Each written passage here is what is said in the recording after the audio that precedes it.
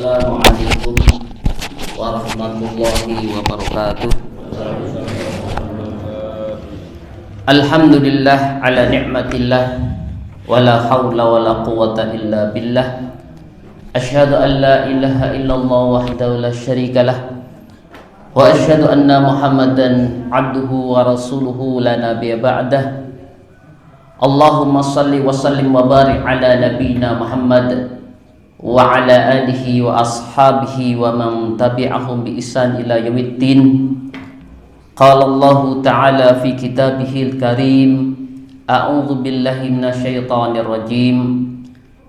Ya ayyuhalladzina amanu ittaqullaha haqqa tuqatih wa la tamutunna illa wa antum muslimun, amma ba'du. Bapak Ibu jamaah sekalian yang dirahmati Allah Subhanahu wa taala, alhamdulillah nikmat yang tak terhingga pada hari ini, hari Ahad Pon, Allah Subhanahu wa taala masih memberikan kita nikmat sehat, nikmat waktu longgar, nikmat kesempatan. Dan semua yang kita miliki bisa kita manfaatkan untuk beribadah, tidak lain adalah karena hidayah Allah Subhanahu wa ta'ala. Ketiganya kita miliki betul-betul atas kehendak Allah Subhanahu wa ta'ala, yang makanya Rasulullah SAW sampaikan dalam sabdanya, man yuridillah bihi khairan yufaqihu fiddin. Barang siapa dikehendaki kebaikan oleh Allah, maka Allah mudahkan, ya, Allah fahamkan agama. Bukan semata atau sekedar badan panjenengan sehat, kuat, tidak, tapi memang Allah kehendaki. Maka nikmat yang Allah berikan kepada kita berupa hidayah adalah nikmat yang harus sering kita syukuri, karena kita butuh tambahan. Karena Allah mengatakan dalam firman-Nya, la in syakartum la azidannakum.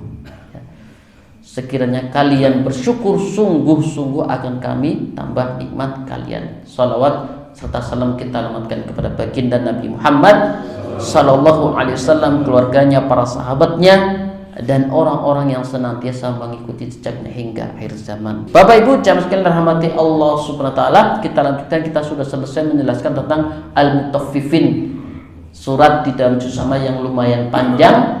Kita lanjutkan Al-Infitar, karena kita dari bawah, ya, standarnya dari atas, ya, karena kita kebiasaan dari bawah. Kita lanjutkan surat Al-Infitar. Rasulullah sallallahu alaihi wasallam bersabda, man sarahu ayyang duru ila yaumil qiyamati ka'annahu ra'yu ain falyaqra idza syamsu kuwirat wa idza sama'u fatarat wa idza sama'u syaqqat. Barang siapa yang ingin merasakan hari kiamat seperti menyaksikan dengan mata kepala sendiri, bacalah idza syamsu kuwirat, idza sama'u fatarat, idza syamsu, idza sama'u syaqqat. Jadi kalau kita ingin melihat gambaran, ya, seperti kita melihat dengan mata kepala kita sendiri, bacalah idza sama'u syaqqat, idza sama'u fatarat, idza syamsu kuwirat, karena di dalamnya menjelaskan gambaran bagaimana dahsyatnya hari kiamat, ya.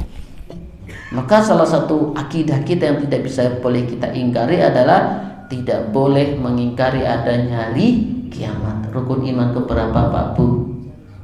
Belum bingung? 5 apa 6? 5. Dan jadi perlu dites lagi nih Mas Bimo. Ya, jadi rukun iman kelima, yang keenam adalah qada dan qadar.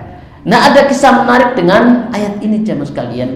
Jadi suatu hari Mu'adz bin Jabal jadi imam. Ketika Mu'adz bin Jabal jadi imam, ada jamaah yang kabur saking suwene. Kan Mu'adz bin Jabal terkenal dengan bacanya, ya, kabur saking suwene, ya.